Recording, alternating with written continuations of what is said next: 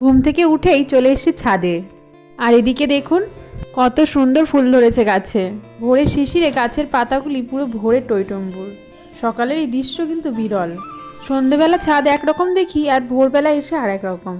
ছাদে যত প্রকার গাছ আছে তার কিছু না কিছুতে প্রত্যেকটাতে ফুল ধরেছে। আর আপনাদেরকে আরেকটি দেখায়, নয়নতারাতে কেমন ছোট্ট ছোট্ট ফুল ফুটেছে। এখন যদিও ফুটে পারিনি।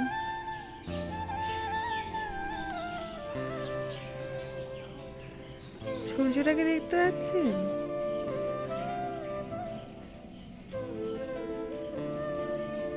একটু ভাবছি হাঁটতে যাবো দিদির সাথে, চলুন একসাথে হেঁটে আসি। হাঁটতে গিয়ে একটি পুচকির সাথে দেখা, তাকে কোলে নিয়ে কত গল্প। হাসো, একটু এসে দাও। হা হা হা। কি ব্যাপার? ভালো দেখেছো? এবার রেডি হয়ে বেরিয়ে পড়েছি, অফিসে যাচ্ছি। ভোরবেলার এই আবহাওয়াটা এতটাই শান্ত হয়, মনে হয় যেন দুদণ্ড থেমে নিয়ে এখানেই বেঁচে নিই। যতটা পেরেছি কানটাকে শান্তিতে ভরিয়ে নিয়েছি। এবারেই তো শুরু সারাদিনের কিচিমিচি।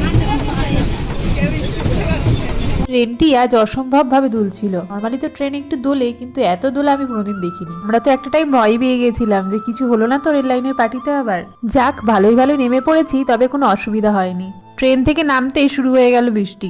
যতই ছাতা ব্যবহার করি না কেন, এটুকু চারিদিক থেকে ছিটিয়ে এসছে, তাতেই ভিজে গেছি। সারা দিনটা এবার ভিজে গায়ে কাটাতে হবে।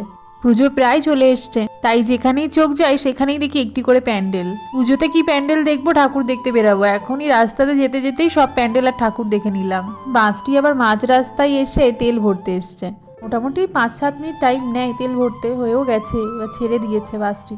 অফিস যাওয়ার পথে এই মন্দিরটি দেখলে মনটি বড্ড শান্ত হয়ে যায়। দক্ষিণেশ্বর স্টাইলে তৈরি, কিন্তু খুব জাগ্রত একটি মন্দির। এই দেখুন কাশফুল দেখা যাচ্ছে।